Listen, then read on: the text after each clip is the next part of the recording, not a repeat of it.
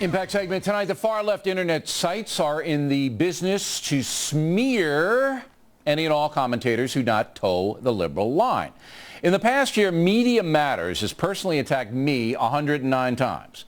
Glenn Beck has been smeared 92 times. Rush Limbaugh 87 times, and Sean Hannity 75 times. Not one liberal radio commentator has been smeared by Media Matters. Joining us now from Los Angeles radio talk show star Tammy, who's also been attacked by that smear factory. Okay. Commentators are attacked by this. We know this. We ignore it most of the time until CNN or another, what they call mainstream media outlet, picks it up. But some people are saying, look, O'Reilly, you should just ignore this. You shouldn't do anything about it. I'm attacking it, obviously. How do you see it? Well, it is actually very serious. And the real story is, and I think those of us who are in the public eye have got to really call attention to the real story, which is the fact that a Gestapo has emerged in America. If you'll notice, the attacks on you mirror the attacks on General Petraeus. And you have a media Gestapo in Media Matters, and then you have a political Gestapo in MoveOn.org. And the intention is the same. It is to smear an individual without any basis in reality, without any fairness, in an attempt to make that person demonized so that they will not be listened to.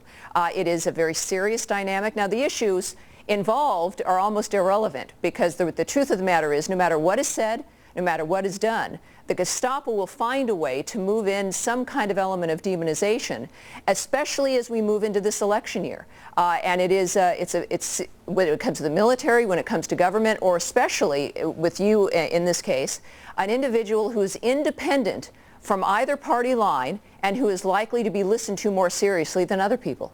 Okay, now, how do you handle it then when a CBS Morning News, totally irresponsible, the correspondent didn't listen to the tape, the anchor who did the interview links it up to an IMUS. You know, this Media Matters is the same people that got IMUS.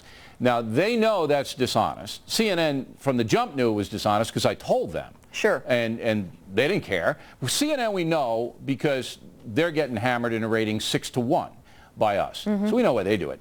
But how do you handle a CBS Morning News?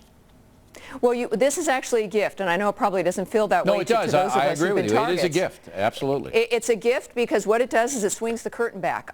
When I was in the left, it is known as the network. Literally a network of outlets that then follow the lead of who it is that's leading the charge, whether it be the New York Times or in this instance, Media Matters or MoveOn.org.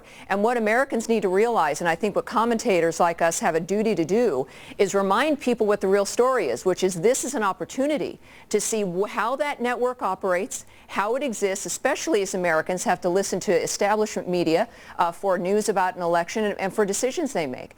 So it's a real opportunity to show who is part of the network, who is playing that role, who is a water carrier and who isn't. And I think that you, as a lightning rod, is a perfect example for most people about what the agenda is of the Gestapo and the reason it's a gift, the reason it's a gift is because we have the tape.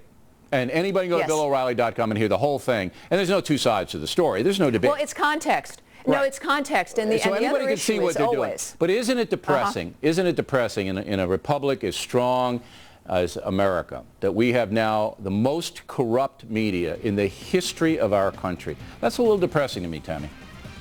Well, it is, but it also then shines the light on the media we can trust, like Fox, frankly. All right, Tammy. Thanks very much. We appreciate it. In a moment, Newsweek magazine.